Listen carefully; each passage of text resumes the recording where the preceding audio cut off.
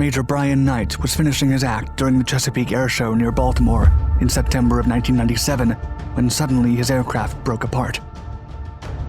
The skilled pilot quickly tried to point his F-117 Nighthawk fighter towards the water, but there was nothing he could do to change the trajectory of the plummeting machine. Footage taken that day shows that seconds before impacting the ground, Knight ejected as almost 12,000 spectators witnessed the fighter crash behind the treetops of the Bowleys Quarters residential area. Hundreds of elements from the police, fire departments, and military units then secured the area and evacuated the crowd and the surrounding houses. After the shocking incident, further investigations would show that the potentially fatal catastrophe was attributed to a simple paperwork mistake.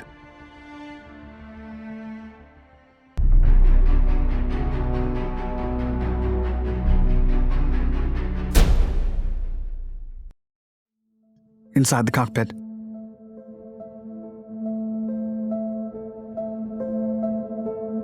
On September 14, 1997, Major Bryan Knight piloted an F-117 Nighthawk, number 81793, at the Chesapeake Air Show near Baltimore.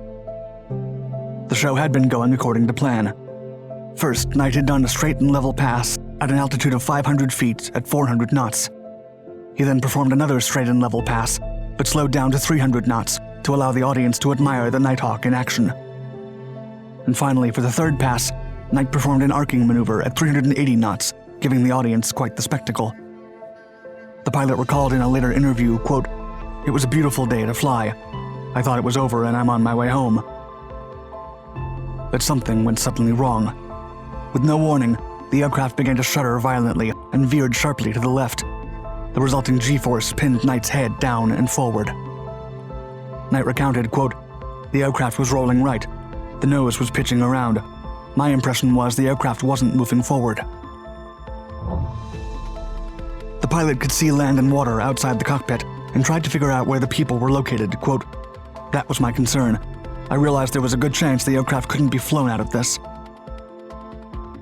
He then wrestled with the aircraft, trying to work the stick and throttle, but the Nighthawk descended rapidly, and Knight struggled to turn to the water.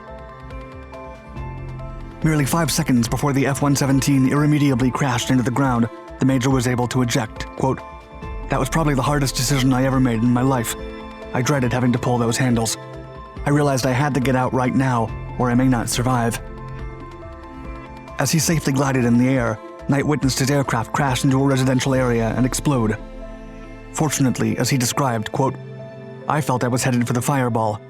As fate would have it, I got blown a little bit left of where the fire was."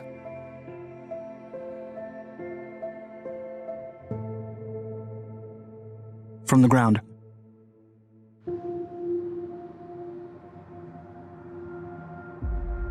The incident happened shortly past 3 p.m., and almost 12,000 people who had paid $10 to $12 to watch the annual air show became witnesses to the disaster.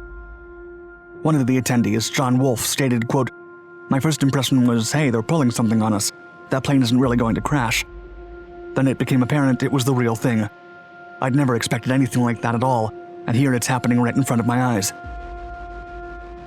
Some witnesses recalled how the arrowhead-shaped fighter turned its nose upward, and then the aircraft started falling apart. According to reports, several pieces could be seen flying off the craft. Glenn Dowell, who lived 2 doors from the crash site, recalled, quote, "We were watching the stealth fighter go through its maneuvers. It did a dip and started to head straight up, and then the wing fell off." As footage of the incident shows, the left outboard elevon deflected multiple times. The oscillations then tore the left wing, breaking it off 2.5 feet inboard of the elevon. Consequently, the ruptured wing hit the F-117's tail and crippled its vertical stabilizer. The fighter lost control and rolled 90 degrees left in less than a second, pitching sharply to an attack angle. Marty Campanella, a commercial pilot attending the air show, said, quote, "The pilot stayed with it as long as he could, but you could see he didn't have control. I would say the airplane came unglued." Soon after, the Nighthawk's main landing gear deployed, probably due to the high loads or the loss of hydraulic pressure. The aircraft then tumbled and plummeted to the ground. 13-year-old John Stumpf and his brother Jared were just walking out of their home in Bowleys Quarters in a driveway about 60 feet from the crash site when they came across the stunned pilot. Knight approached the kids and humbly told them, quote, "I'm really sorry." Meanwhile, Andy Kinkowski, who was watching from a boat near the shore, rushed to the scene of the crash and found Knight. Pinkowski explained, quote, "He said he was truly sorry about what had happened and said he tried to pull it out. He wanted to land this thing in the water, but couldn't." Knight was deemed a hero after the accident, and even Defense Secretary William Cohen commended him, acknowledging his bravery for staying, quote, with that aircraft until the very end. Aftermath.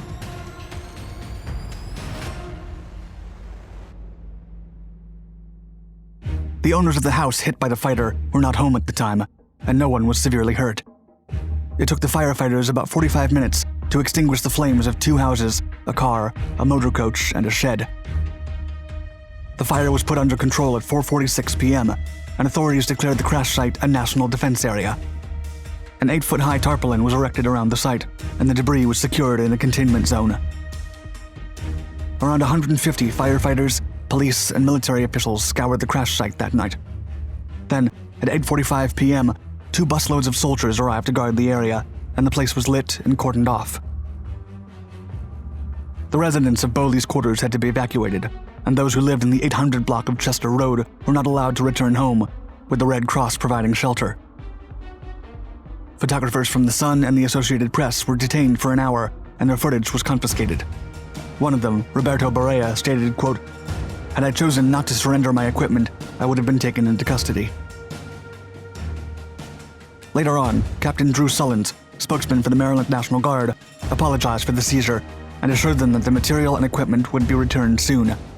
He also allowed photographers on the scene for a few minutes and under tight military supervision. Investigation.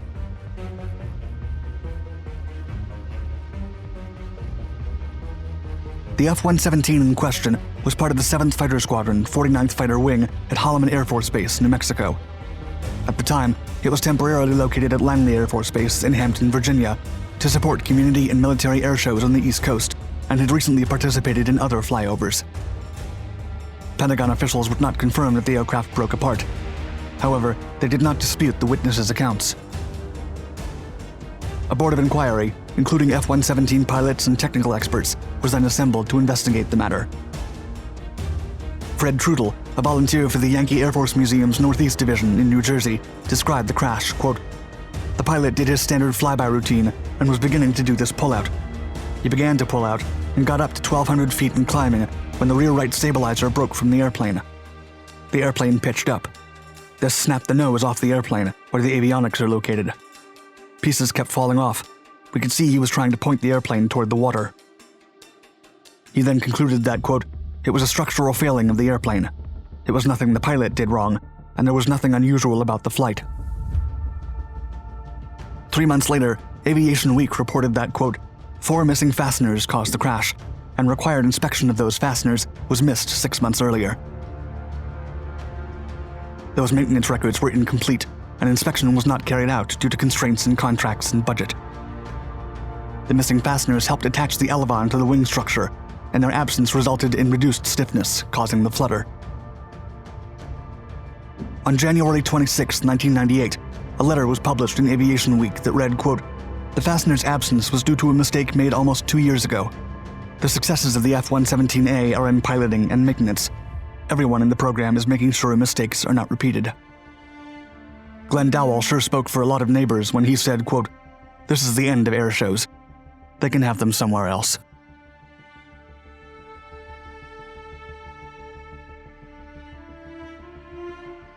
Thank you for watching our video. If you enjoyed it, please give us a like and let us know your thoughts in the comments section below. Also, subscribe to all our Dark Documentaries channels for more aviation stories.